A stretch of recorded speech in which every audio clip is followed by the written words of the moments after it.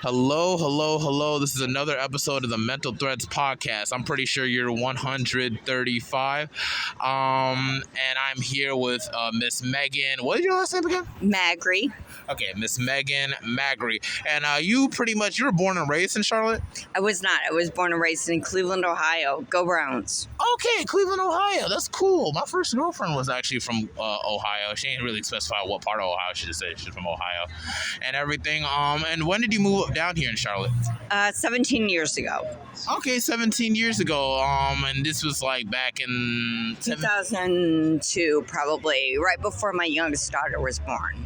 Okay, that's cool. And how many children do you have altogether? I have 3, 23, 21, and 18. 23, 21, and 18. Okay, that's cool. I'm 24, and my brother is 22. Yeah, just turned 22. Sorry. The numbers get out a lot after like a while and everything. So it's like, all right, cool, that's fine. So you like raising your kids here in Charlotte? Yes and no. It's the weather's great, and my daughter's in Cleveland right now, and she called me from the store I needed her to go to get me some candy, and she's like, "There's nothing but old people." I'm like, "I know. That's just how it is in Cleveland," but it's not like that. But yes, I like it. I mean, I've raised good kids. Okay, that's cool. That is all cool and everything. I mean, you're the first one that ever like complimented the weather down here, because it's like some people be like, okay, sometimes it's warm, sometimes it's cold and everything. It's never consistent what you can wear and everything. You don't mind that at all? I do not mind that at all. When you are up to your head in snow and gross black snow and cold, it's colder there than it could ever be here. So I'll take it. Okay, I can understand, because y'all got to shovel like miles of that stuff, right? Yes. Yes, yes. For us, we could just go crazy over like maybe 4 or 5 inches of snow and be like, oh, yes. We don't even get that. One time I remember it was my daughter's birthday in December, and she was in her pajamas outside barefoot with just a scraping of snow. And I'm like, they would kill me if I showed this picture to my friends at home. Wow. Like, no, I bet. It's just like, I know, like, being out there is so cold. It's just like, man. One thing I know about, like, even like with like Cleveland and everything in Ohio, y'all have a great loyalty to a lot of your sports teams and everything and whatnot. Like, it's just like, even though I know the Browns haven't really won a championship. They are terrible, but we are the most loyal fans in the entire world. It does not matter. We actually, 4 or 5 years ago, they actually had a parade for being the worst team. Oh, really? Because everybody likes to drink and have parades in Cleveland. Ain't nothing wrong with it. Might as well just celebrate it. I mean, Panthers, we're at a weird crossroads and everything where it's like, you know, we were really good. We'd be having like one good year and then it's just like fall off for like years after that and everything. And it's so weird. I think was it 2002? I think we're in the Super Bowl like for the first time. I don't really know for sure. I'm just trying to remember it. In the early 2000s, we were in the Super Bowl and everything against like the Patriots, and then we lost that one. And then last time we were in the Super Bowl 2015 against the Broncos, we lost that one. Oh, so the Broncos are one of our nemesis. The Steelers are our biggest one, but the Broncos always have us, you know, put the knife in kind of thing. Yeah. But the Panthers are my favorite, but I can't say that since I work for the Bank of America Stadium, so I can't say I can't stand the Panthers. Oh, so you work for Bank of America Stadium? Yes, I do, part-time. Oh, part-time. What do you work as? I work for the catering. Oh, okay. For the catering, so just people responsible for like everybody getting fed, or just certain? Just everybody, and making sure everybody has a really good time. That pays really big bucks to do it. Okay, cool. That's nice. I haven't been to like the Bank of America Stadium to watch anything from the Panthers. Nice. I lived here all my life and never went to the Bank of America Stadium to watch a game. I went there on a field trip once. Drive past there all the time. Never saw a game over there. Yeah, it's very fun. It's very nice. Yeah, I need to work on getting a ticket for sure. Even though, like, for this season, it's kind of Yeah, it's pretty much over. Pretty much over. But definitely It's always next season. We always have that sense of Right. optimism. It's just always next season and everything. I'm really, at least y'all got y'all basketball team, like with the Cavaliers, at least got a championship. Oh, with yes. LeBron James is, he's from Akron. He went to a Catholic high school. Actually went to a prom there. Not when he was there, but yeah. So he's a big advocate to give back to Akron, Ohio, which is good. So him going to the Lakers isn't like the worst thing ever. No, not at all, because he gives back to that city, which needs it.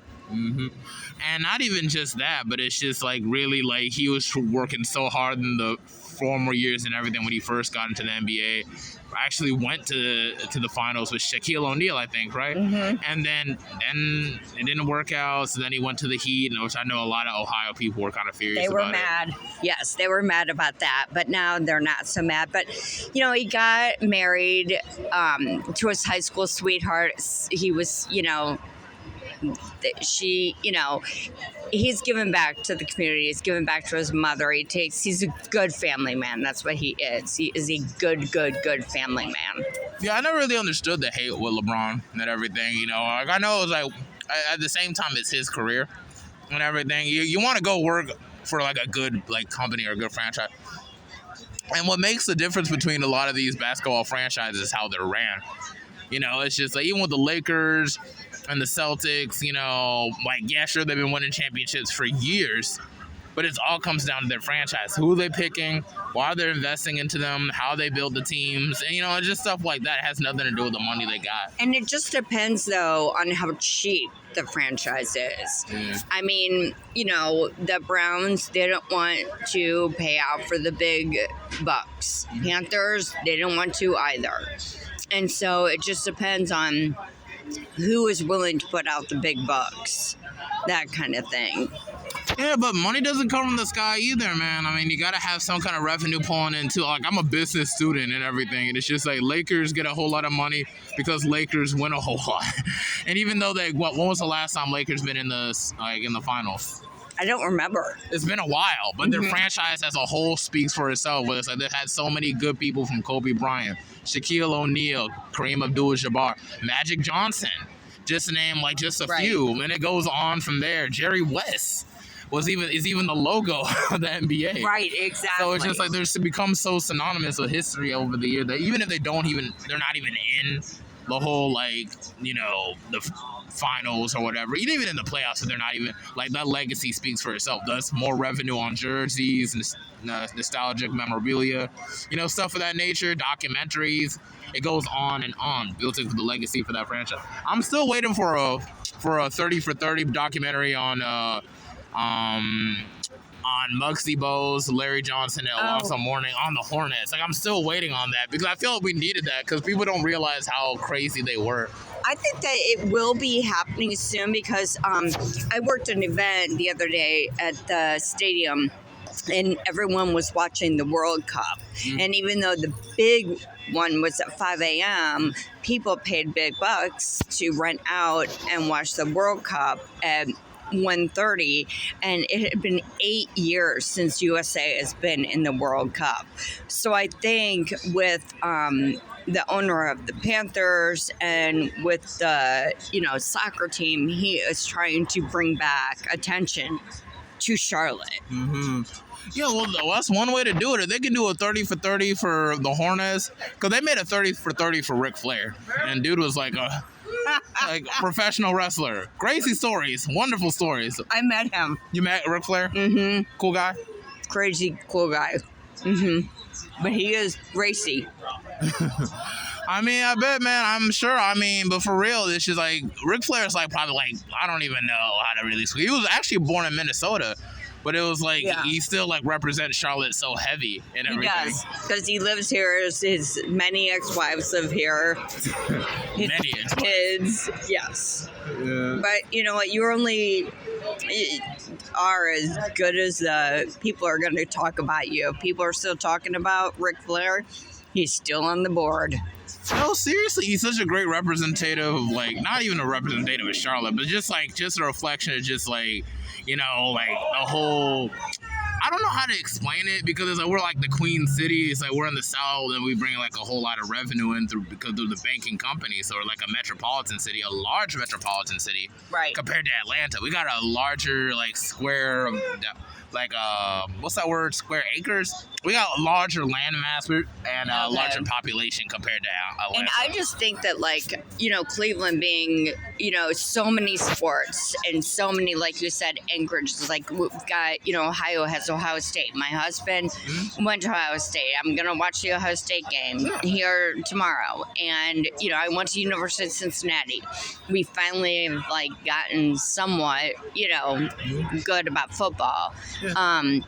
But it's just, you know, North Carolina doesn't have all of that except for like Duke. Yeah, Duke and the Tar Heels. Right. And like other Right, like. but there's just, you know, but we do have beaches. Yeah, we do got nice beaches and the mountains are pretty good too. Yeah. Pretty cool. Yes. Pretty cool. But I feel like, I don't know, North Carolina might catch that stride this decade though. You know, it's like, you know, like I know the Hornets are kind of like People still. keep moving here. Yeah, people. Keep Yeah. moving here. It's the fifth largest city, like moving city that people want to come to. Which is crazy because I'm trying to move out. I'm trying to go to DC. And I mean, they're building up everywhere. Yeah. It's just, it doesn't look the same. And, That's you know, but change is how it is. That's why I'm going to settle up at the beach where the only thing that changes is the erosion. Okay, no, yeah, for sure and everything. But I feel like that's pretty cool, Charlotte, because it's still like an underdog city at the same time. Yes. It's like, yeah, we still have like our moments here and there with the Ric Flair here.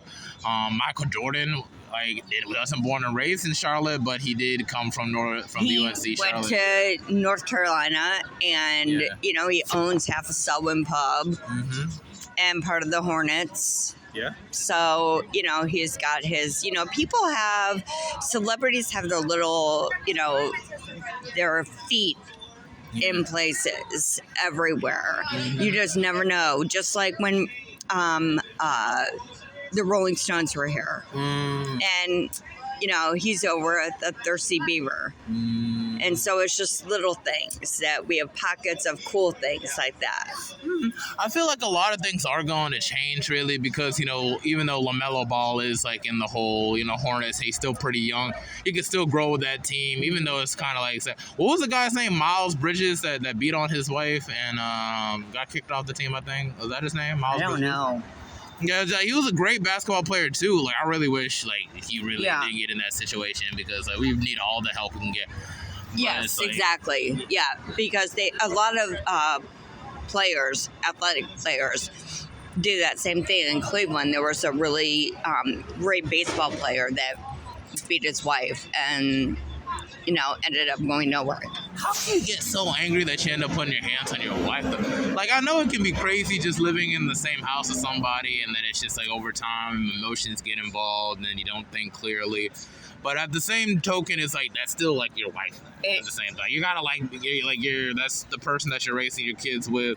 That's the person that you're, you know, that you gotta like literally make certain decisions with. That I'm sure, like, if you get like reach a certain advanced age, they're probably gonna be making decisions over you and whatnot. It'd be better to be on the Anger and rage just takes over, and that's what it does. You know, like my husband, he just didn't see things correctly. You know, I don't know if everyone has some mental, you know, disorder or problem, but I just think it just takes over. Yeah, I know you mentioned about your husband having like bipolar disorder. Was he diagnosed or did he just self-diagnose? No, he was. He was diagnosed, but he just wouldn't take any medication for it. Yeah, I mean, I don't say I could understand that and everything because, like, you know, I had depression and anxiety, and I'm always told, like, oh, you need to take medication and everything. I'm just feel that's such, like, it's not natural. You know what I'm saying? I take medication for my anxiety, and I wouldn't be where I am if I didn't take it. But there are those that want to be helped and make your life better, and there are those that just don't want to do it because they think that they're either invincible or they don't need it. But no one is above getting any kind of therapy or help at all. And if people say, I don't need this, I don't need that, they're just lying to themselves. Oh, okay. I think people should be very true to themselves about exactly how they feel, except when they're in denial. Denial is the worst. Oh yeah, no, for sure, most definitely, man. Everything. I guess in my case, because I was prescribed some, and I tried like half a pill, I think one time, and I'm just like, because I knew like what my issues were, because I know they all stem from like a medical condition that it's like now it's like I have to pretty much focus on putting money down on the next treatment and everything. That's gonna involve like stem cell therapy and stuff of that nature. So it's like this is stuff that took like years off of my life, not like life, but just like things I really had to put things aside for 6 years. This is a long time. Like, and like I'm a young guy, and you want to be out there as much as you want to, and you want to do things and stuff like that. Really makes you depressed and everything. Can you think back on all the things that probably led to that moment, or all the things that you are already missing out all the way to that moment because of certain environments that you're put in? That's all you think about. But it's like I don't want to be like a slave to like medication. You know what I'm saying? Because if it's just some people can work with it, and how you say like your pills kind of help you and everything. And it's just like I just feel like looking back on my life, a lot of my issues were something that could have been helped with just the people took that not people just, but like a lot of the people I depended on or people that I was connected to would have looked more in my favor for things. You know what I'm saying? Like it's just like for instance, like I was pretty much bullied, which I hate to say that, and everything in like middle school and throughout high school and everything. I feel like a lot of that, I wasted a lot of years at schools like that where I really could have just been taken. I just put somewhere else to see how that was. I'm saying like it would feel like the options was taken away from me because like my mom had this sense of like, okay, if I put him in this school and everything, he was supposed to do good. If he's not doing good, that's on him. Well, that's exactly how my husband was. Because he said if his parents would have just got him his ADHD medicine, so to speak, and spent more time, then he might not have been how he was. But they didn't believe in any of that at all. I mean, they're from Sicily, and they just didn't believe in any of that kind of thing. My parents were divorced, and I pretty much raised myself, and I was just a way different person. I knew what I had to do to get through everything. He wasn't like that. And he grew up in a family that was just super, 5 kids, acted like they were all perfect, everything. I grew up in a bad way. And you either make the decision where you're going to go one way or the other way. And I went the right way, fortunately. But, how you are brought up definitely does have, a meaning how you're going to grow up. I've tried to help my kids as much as they can, no matter what their issues are, anything. Yeah. But I agree with you that, you are kind of, time does, it steals from you. That time is lost. Yeah, no, for real. I know this is all like, middle school, high school, like you're a grown person while you're in there. But I just feel like those were like really, it's still like a developmental phase in my life though. And I feel like during those times, I feel like I should have been surrounded by people who were like supportive, friends who actually were my friends, teachers who actually cared about my development and didn't just scoff at me or just join the kids in and make them fun. You know what I'm saying? Like everybody deserves that option where it's like they're in a toxic environment, they should be able to leave if they wanted to. Right. Before it just like takes a toll and where it's just like, people see you as just that person and blah, blah, blah, which is like, I'm so removed from those times. But at the same time, it just feels like, like there was a lot of things that could have been avoided had my parent at the time been more responsive instead of like neglectful of what my needs were, Exactly, because when you're not cognitive of everything, like my youngest daughter, she, had a lot of problems, obviously, after finding her dad, and they were the closest, and she's still going through things, but I mean, it's just one of those that, I've tried to help her as much as I can and be there for her and not, help her as much as I can to not affect her. Sorry. But it still affects everybody in different ways. It's just all of that. So I just have to be there. Like I have to be there no matter what, because I'm that's all there is. Oh yeah, no, for real. No, that's good. You're very strong to actually move. I don't want to say move past that, but actually just to move on. It's past moving that. forward. Moving I forward. tell my daughter she's having a hard time. She was supposed to go to the game tomorrow, and she says she's not ready, and she doesn't know why this is hitting her. And I said, then don't do it. You need to do what's in your gut. I'm a witch. I listen to my gut. If I don't listen to my gut, it's over. It always is not a good outcome. Okay. So I just think listening to your gut, listening to how you feel, and if someone else doesn't like it, you're only there to make yourself happy, because you can't make anyone else happy if you're not happy. It's like they say, when the airplane's going down, get that mask on first and then save whoever's next to you. No, for real. No, seriously. So how your gut feeling about this whole podcast situation so far? I love it, actually. I think you're amazing, and I love this whole conversation we're having, and it's going back and forth to different, sports, this, subjects. I love it. It's been absolutely the best experience. Okay, cool, nice. Only 20 minutes in though. That's a good impression. I'm good. I'm good. Oh my gosh. I'm good. I'm really glad for sure, because I always want to make sure everybody has the same, feeling, stuff of that nature. Just kind of feel open and and vulnerable when it comes to this, because it's like having like a relative, whether it be a loved one or everything, that taken their own life and stuff of that nature, and none of that's easy for sure and everything. And, even when I'm having my situations, even though even with my relationship with my mother and everything, or my father or stuff of that nature, and just, me trying to move past certain stages in my life full of adversity or obstacles I feel like I can't overcome. Even when I feel like I'm at the end of my road, but I'm like, man, I can't do this no more. I don't see any future in this and everything. I was always proven wrong by keeping pushing forward. There's always something you can focus on. There's always something that can keep you moving and everything. I'm the oldest of my grandfather's grandchildren, and he passed just this year and everything in May. So it's just like I have a whole lot of responsibility to my younger cousins then, which is like a lot of them, by the way. I think it's up to maybe 13, 14 of us all together.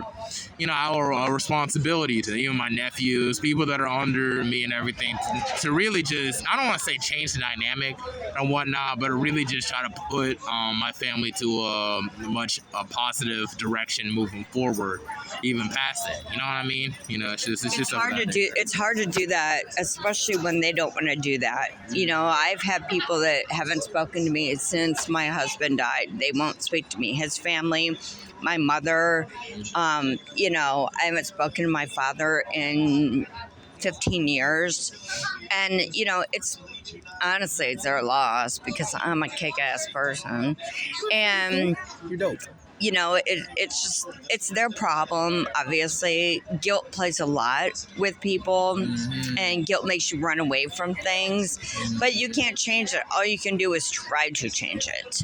That's it. I try to change it with the people I come in contact with, my kids, anyone that is with me. Try to change it. And if I can't, then I can't. And that's just the way it is. Certain people have certain ways, and you love them for their warts, or you just don't want to be with them.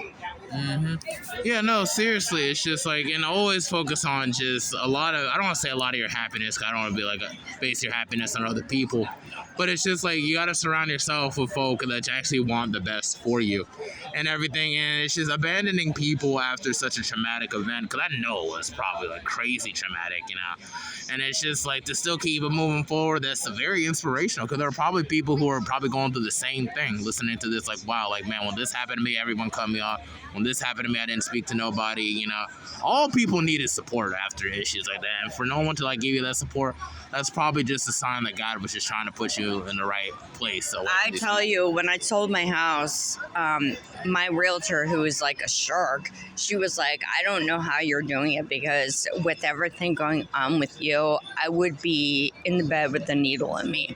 And I mean, everyone tells me that, but I don't really recognize it, I guess. I just do what I have to do, and I just want to bring light to people and not have them be so unhappy. And when people are unhappy and they drop me and they don't want to be around me, that's fine. I get sad over it, of course, just like everybody else. I don't have a whole lot of people in my life, but, I mean, it is. I go out by myself. I do things by myself. I'm not afraid to be by myself. And that's the biggest thing. I'm comfortable in my own skin. I know, I don't have demons. Other people with demons don't have that comfortability.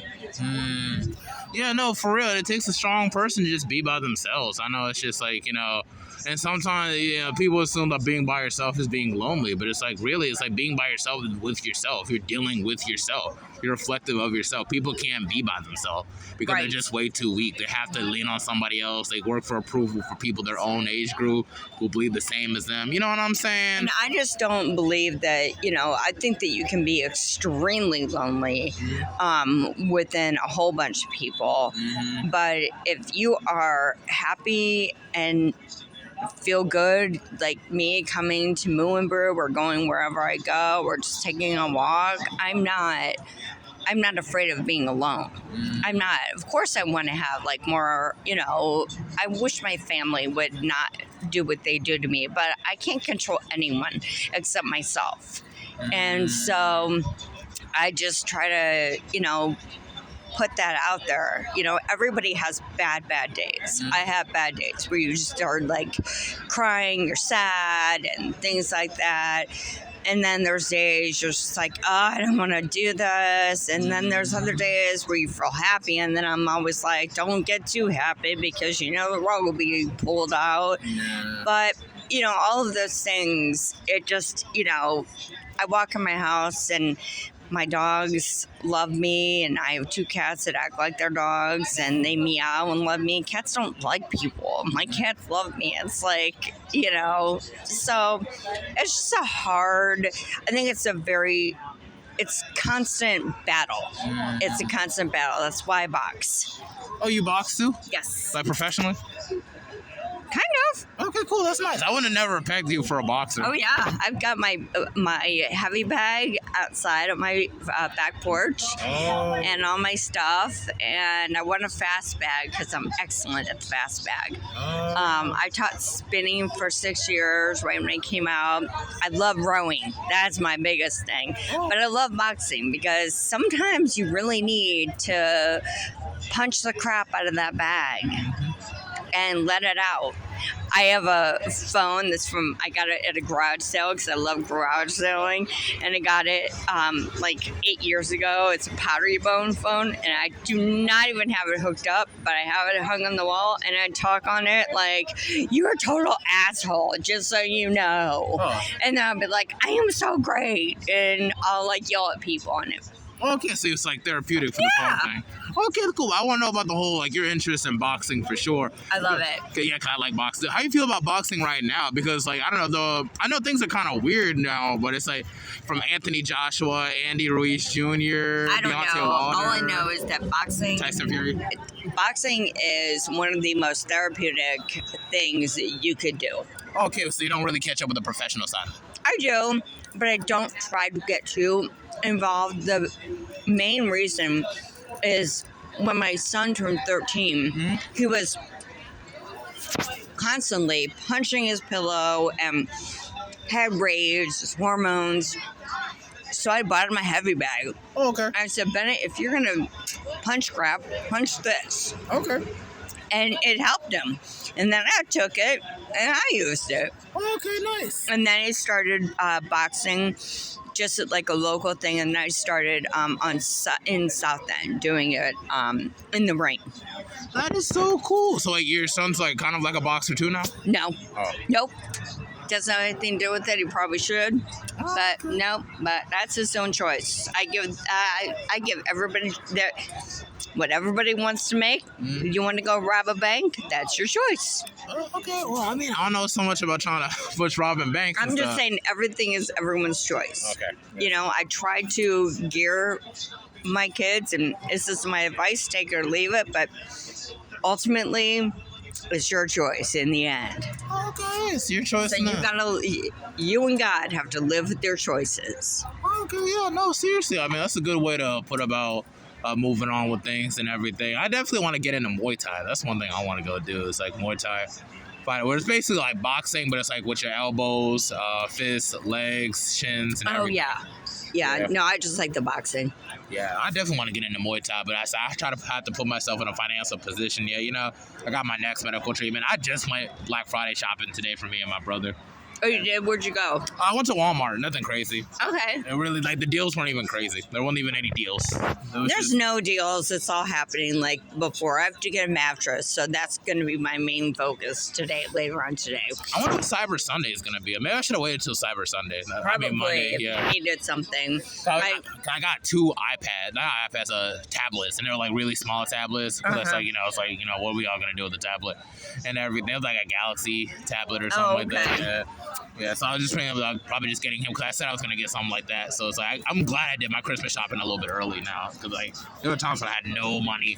And it's like I had to, like, literally wait till the last minute of time and everything. I would feel so bad. But now it's like, at least I'm taking initiative to do it a little bit for him. Yeah. Right. My roommate, he works over at Black Sheep right next door.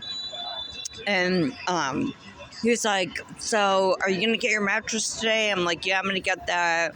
I'm going to get him a Roku stick for his TV. Yeah. But there's really not.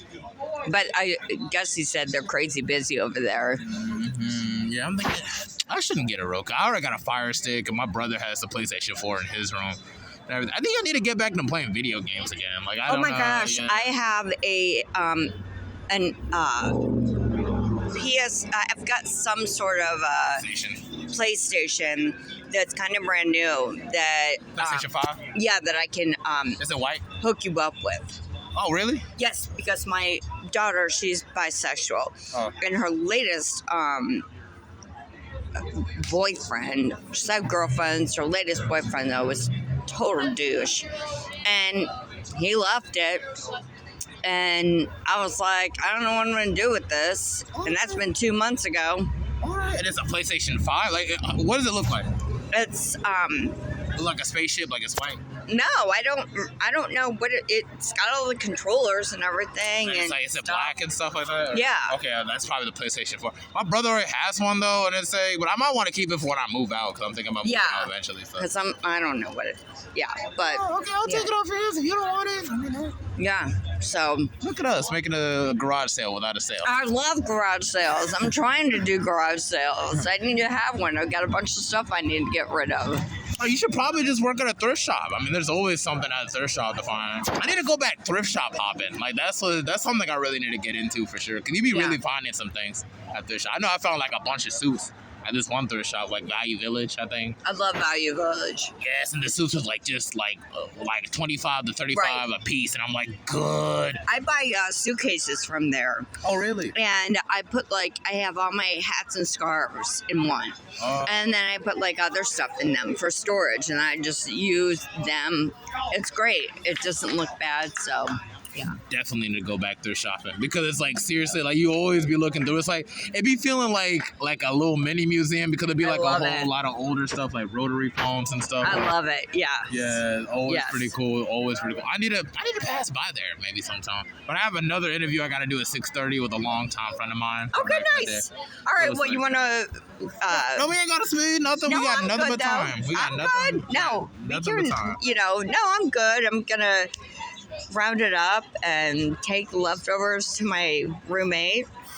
Hey, but man, we still got a good 30 minutes. That's all I'm saying. I know we ain't got nothing but time. That's not until 6:30. It's just 3:45. Oh, okay. It's all cool. Seriously, I always be setting a whole lot of time forward to give people the same amount of time. Okay. And everything. I know it's like, and speaking about in regards to like your, I know we have to jump back on this and everything, but it's like, the passing of your husband and everything. Mm-hmm. I know you spoke about how his bipolar is some kind of like, so can you describe what it was like in the, not even like the leading days, but just years prior where you kind of like, saw traits of like his bipolar disorder kind of showing out? It was just, I knew he had something wrong with him. And he thought he had like anxiety stuff, so he would take like Celexa or something. Mm-hmm. But then I watched that movie, Silver Lining Playbooks, and I was like, holy crap, you have bipolar. And went and got tested, and sure enough, he did. And he was like, I'm not going to be a crazy bitch like your mother, because my mom has it. And he's like, I'm not. There's no way. I do not have it. And he just wouldn't. And so I think that was a lot of the downfall. But he knew it was the downfall. Okay. Well, would you like go into description about like just certain traits about bipolar disorder? Because there's so many different types of depression and everything. Seem to be like completely depressed and everything. And I know bipolar disorder is like what's the terminology of it? It's like some form of depression. It's like it's not. It's you never know what kind of person you're going to see. You don't know what person is going to walk through the door. Either a crazy person, and not crazy in your head, but a person that doesn't want to have. Is going to go crazy about the littlest thing, that the dishes weren't done or something, or come in and be like, I love you so much, you're so great. And like my mother, when she wasn't under meds, she was severely abusive, and he would be abusive. You just never knew. If I had my job and everything, he would be like, oh, that person only wants to get in your pants. They don't really want to buy from you, because I was in sales. They were just very, very much insecure, only wanted you in a little cage, on your shoulder. Even though they could be secure, just very insecure. That's it. Just, I'm sure that he probably would have loved for us to live way up on top of a mountain and never have anything to do with civilization. That sounds like it has some trace of a certain family member I have. I don't want to really say what it is, because right. Yeah. Because I don't know if she's like diagnosed or whatever, but But in regards to like that one family member, she does a lot better now. But I know like it was very hard like growing up, for sure, because I know she had it like traits or something like that what you're talking about when I was younger. Because it always felt like, out of nowhere she would like get mad for like no reason and everything. Like I know for a fact, like, because it's like I had this job at Compare Foods, like the multicultural. Yeah, I know. That was my first job that she was able to give to me and whatnot. And I think this is like I started working there in May of 2015. I can't remember. I was 17 years old. Crazy. I'm 24 now. Crazy. But anyway, that job in particular, like, she would go from like me like, oh, you need to save your money and blah blah blah, and it's like, oh, you don't dress very well, you need to get like some new clothes or something like that, which is like, okay, whatever, maybe. Right. And like I was working, we were getting close because I was kind of tired of like working there after a while and everything. I had to face so much discrimination from time to time, but it's like, it was whatever. That's a story for another day.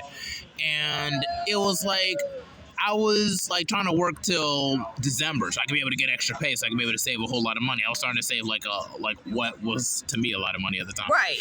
And out of nowhere, because it's like there would be times like where like, see, my school didn't have any buses or anything. We had to drive there, and I was carpooling with this like on my friend's father and everything. And he in the mornings, and I didn't want him to be late for work because I woke up late and everything. You got anxiety. Your sleep schedule is just all over the place. Right. It happens to everyone, but it's like in my case, it just happens.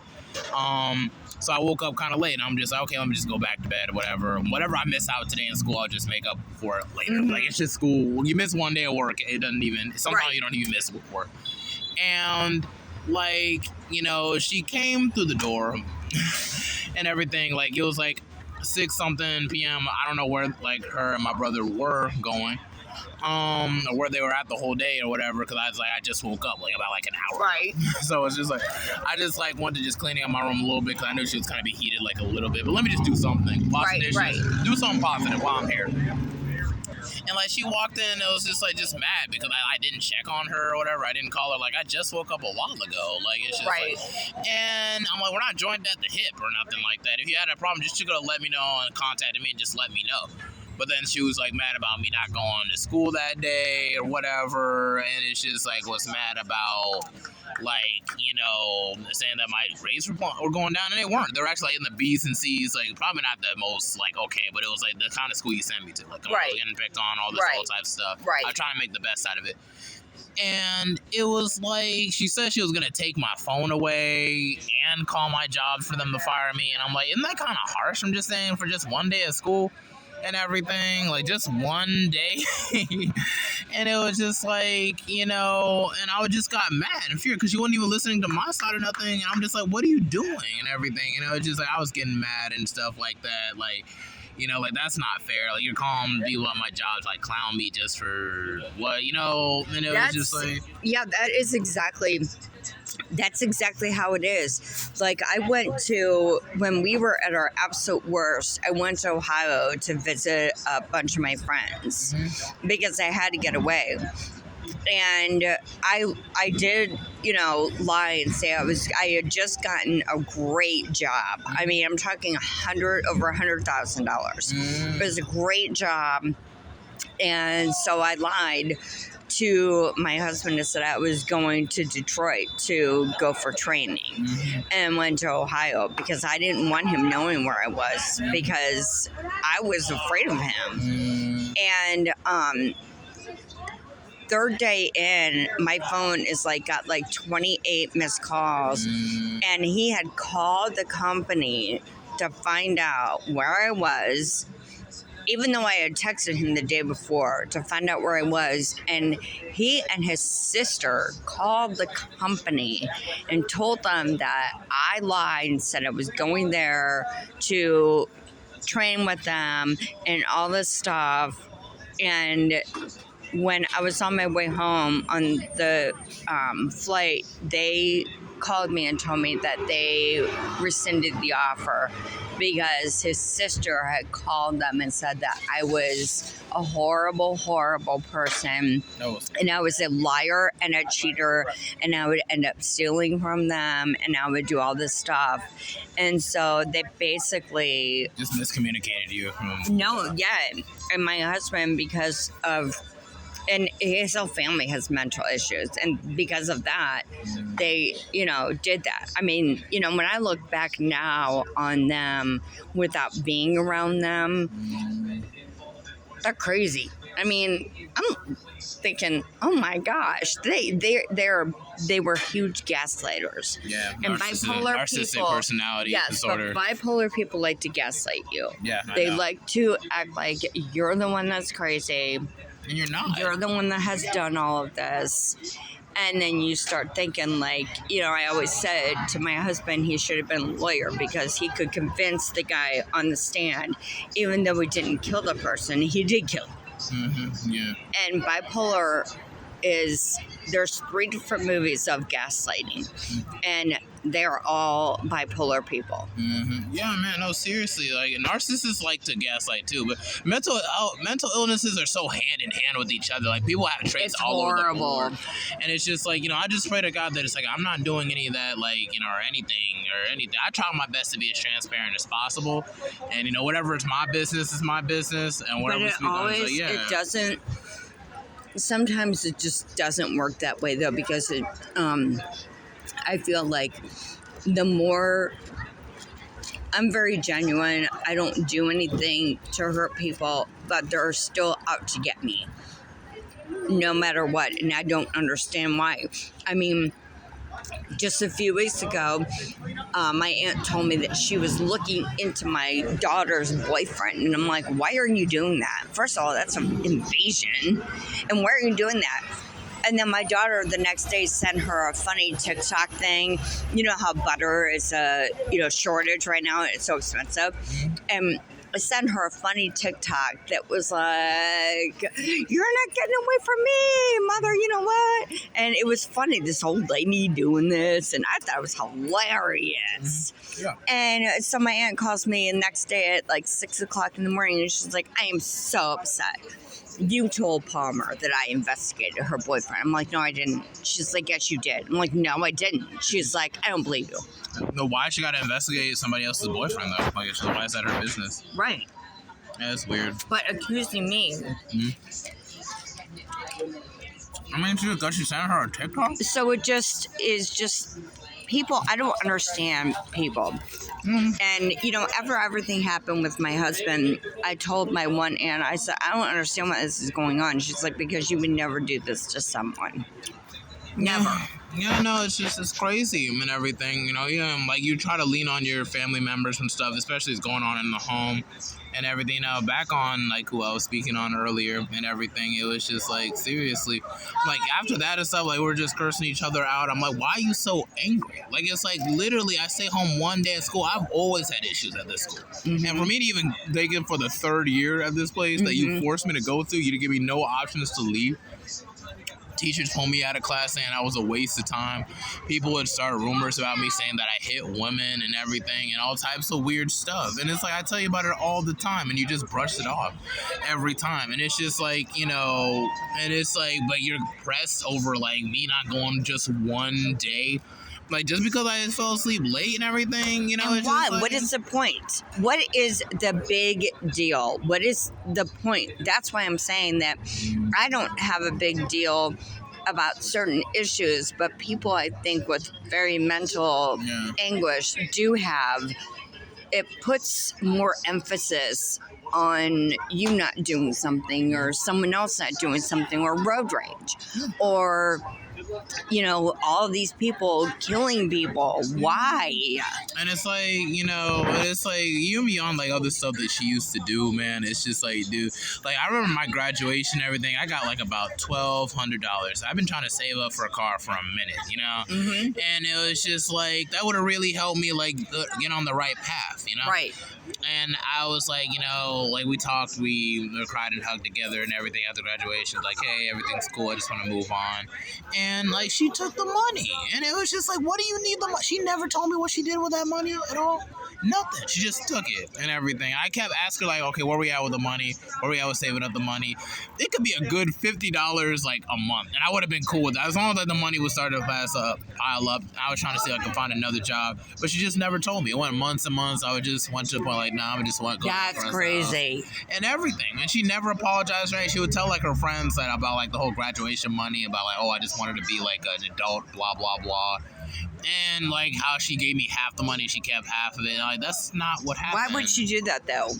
That's not right. And after my husband died, they looked into my kids. His sister looked into my kids' bank accounts and wanted to take control and told me I was, this horrible mother and told them I was this horrible person because I did not save. Like there was no confirmation money in there. There was not anything. And my kids blame me for stealing their money. And I'm like, well, would you rather have the lights on or would you rather not have the lights on? And you were just, you were actually telling them what happened with the money. Yeah, I said we had to use it. Sorry.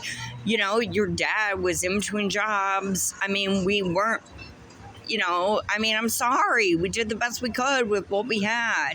At least you're being transparent. Like, I've had a feeling that maybe my mom was having money struggles. Because a lot of the money that went, it was poured into my graduation, I think. Right. And it's like, you had this guy that's walking in and out of the house. Can't you ask him for money and everything? At least, as a man, you should be able to take care of your woman and do whatever, like, she can't be able to do. But he just never did it.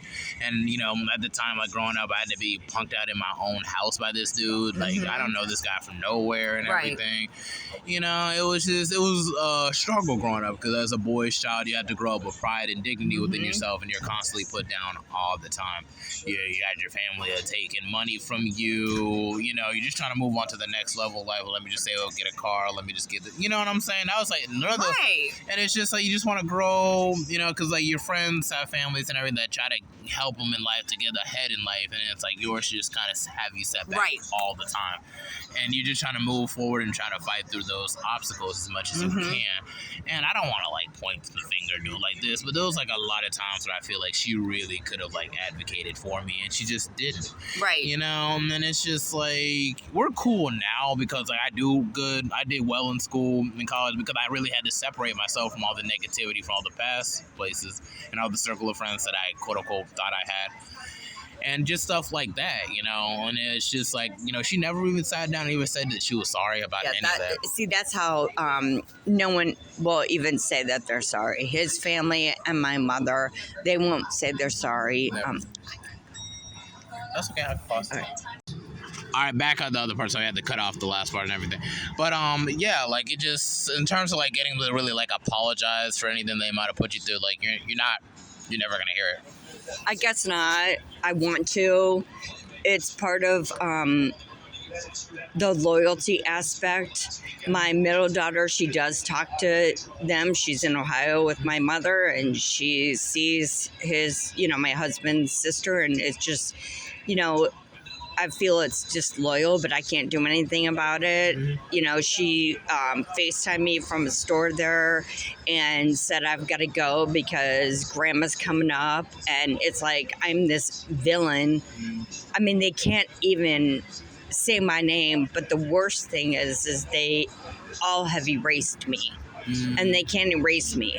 I have 3 kids. I was married to him for 26 years. I was with them for 28 years. You can't erase me, but they want to erase me. It's close to 3 decades, man. They want to erase me. And you've had the pain of having to like literally see his corpse and everything when he's like, do you want to go into detail about what happened that day and everything? Like what led to that? I know it can be kind of painful. You don't want to have to talk about it. No, I can't. That's no problem. Ain't nothing. Because I know you wanted to speak more about, men's mental health and everything. I just think that men do not get the support they need because they're afraid of it and they're embarrassed by it. So I think that men, whatever their career is not going well. Over 40, things aren't going well. They think they're doing something wrong, and they should get the help that they need.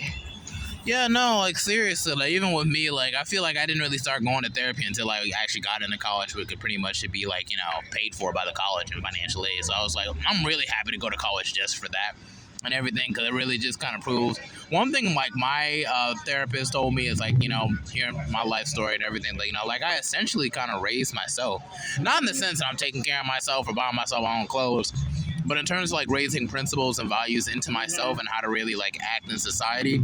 I was pretty much just raising myself, it's just like, that's what I did. I raised myself with the same exact thing. I raised myself, and I just feel that it's, as my grandmother would say, it's a dirty shame that they treated me this way. And I think it's horrible. And they should be acknowledging the fact that I had nothing. I did not put the rope around his neck. And I tried to help. And that's their guilt.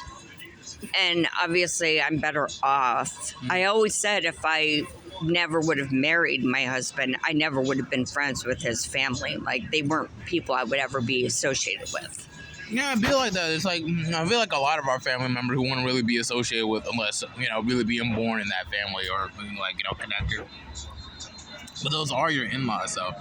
And they should be just as supportive, towards you and trying to help you, because, building a relationship with the grandchildren too, it's all a matter of just like really just not trying to break those barriers, but just really just putting that pride down. And they obviously do not have that, because when we were during the week, obviously I was a wreck, and they were very demeaning towards me.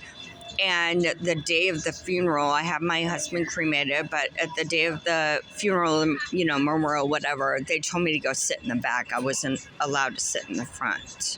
And I caused the scene, I guess. I don't remember, because I did take a lot of bourbon. You had to literally and they told me to go in the back.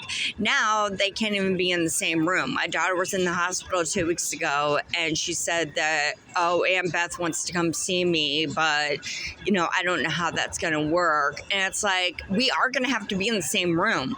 She's almost 60. Grow up. Literally. We have to be in the same room. I am not erased.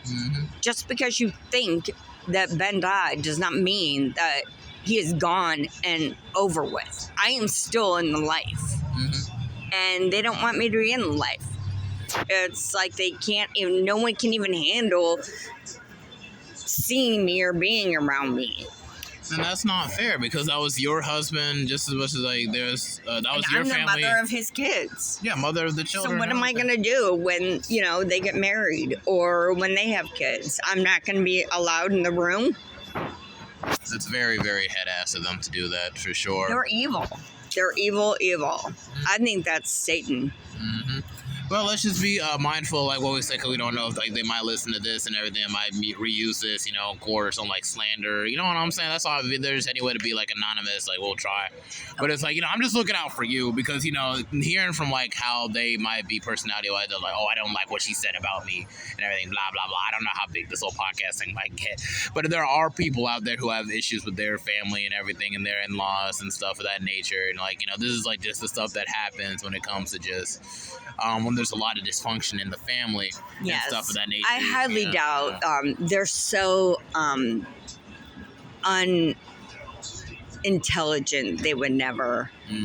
They don't want to hear or see anything that isn't, in connection with you.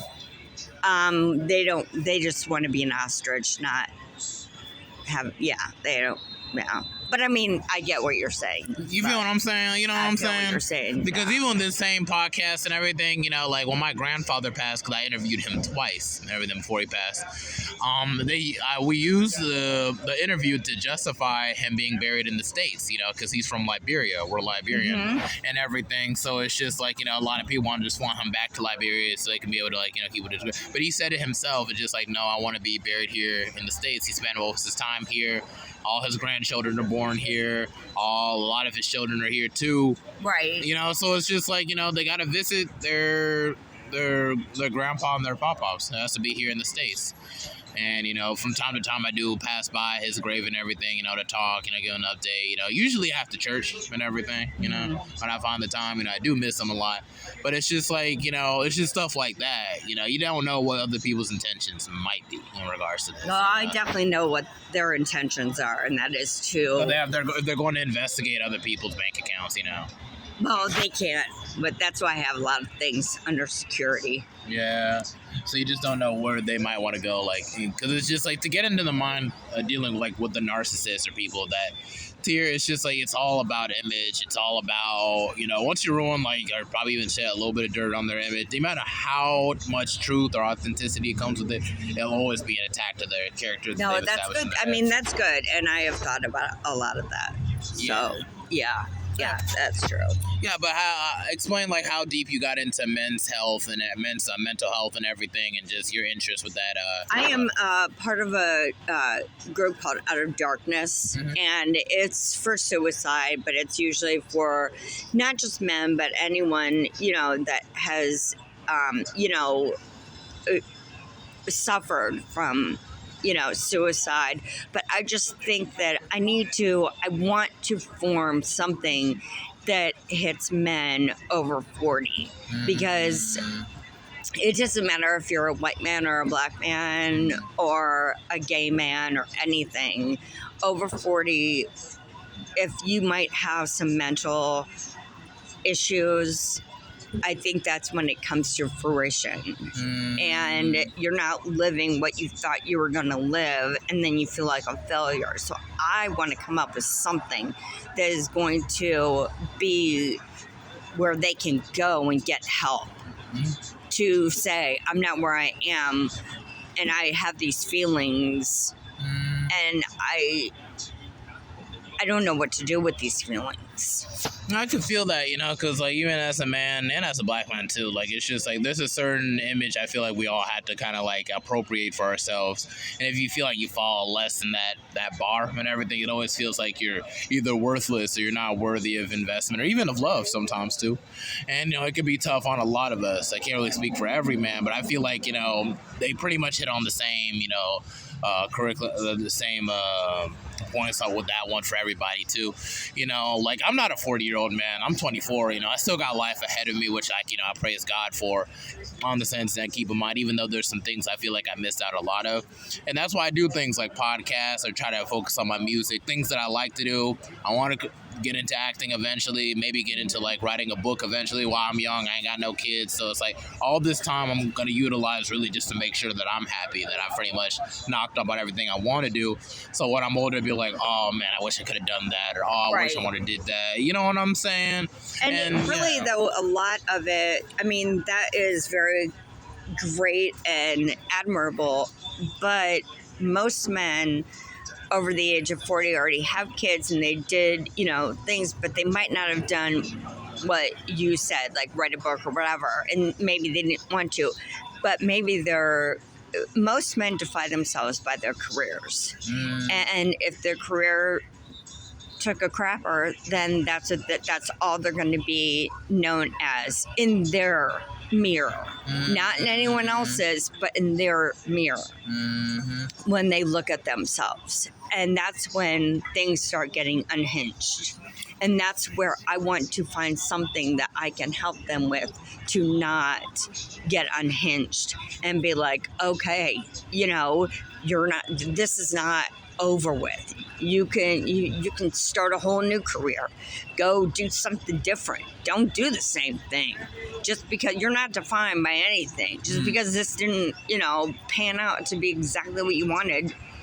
Think about doing something different. I'm 51. I think about, I like to be a welder. I mean, your life is only as inventable as you want to make it. If you want to just sit in front of the TV and cry about everything that didn't go your way, then you're going to cry about it, and that's how it's going to be. But you either want it or you don't. Yeah, no, I truly believe that and everything. You only got one life to live and everything. You got to live out as best as you can. That's one of the reasons why I want to probably move to DC and everything in V area, because it's just I want my father lives there and everything. And I always feel like, the absence of my father throughout my life, which really isn't really 100% his fault, because it's just these marriage divorce situations and everything. One parent takes custody of the children. So they don't want to be alone and everything, but I feel like a lot of my issues would have been, rectified or avoided. Alleviated had I been with my father at the time, because I feel like my father would have helped me really prepare myself as a man and really hook me up. But even with him though, dude, I feel like there was some times where I feel like he really could have stepped in and he didn't where he needed, too. You know what I'm saying? Well, I was gonna eventually live with him eventually. It was just really just a matter of me getting me on to be more. And that's where, I try to, as much as my kids can make me mad, disappoint me, make me happy, whatever, I can't not be there for them, because I know what it's like to be abandoned and just not have that person with,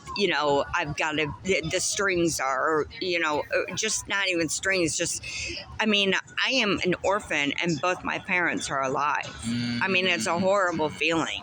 Dang. And I just would never want my children to feel that way at all, no matter how much they piss me off.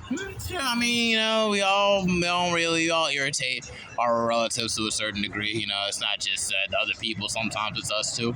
And it's just I feel like my biggest support system is my brother and everything. Biggest support system. We support each other, because no matter how hard things got for me, whatever messed up, humiliating experience I went through, he always stood by me and saw me for who I was, and everything, and I see me for who I was not. And that's just one thing that I feel like it's even hard, even for a black man, because it's everything is so surface level with us. I got this amount of money, I've slept with this many people, I have this car, I have this, I have that. It's all very surface level, materialistic type things. But it's to know that my brother kind of sees me, I would say look up to me or whatever, although I feel like he does, because I know, that Disney movie Onward. Yeah, he feels like that movie kind of reflects our relationship to a certain degree, so he really likes that movie. But I don't really see why, but he said that's nice. But it's just just stuff of that nature and everything, and it's just it's always good to have people on your side that really support you. So it's just when I'm on the edge and everything, even though there'd be people that push me to a certain degree, I always think about the people who truly love you, people who are truly there for you. And even when I was at the end of my rope, it's just I had a list of people that I need to leave voice recording to her before I was gonna consider offing myself. But it's like, but then it was so tedious, like just going over, just like, why am I doing this? Well, it because is. of this, I you think know? suicide is tedious. It's Yeah. selfish and it's tedious and it's.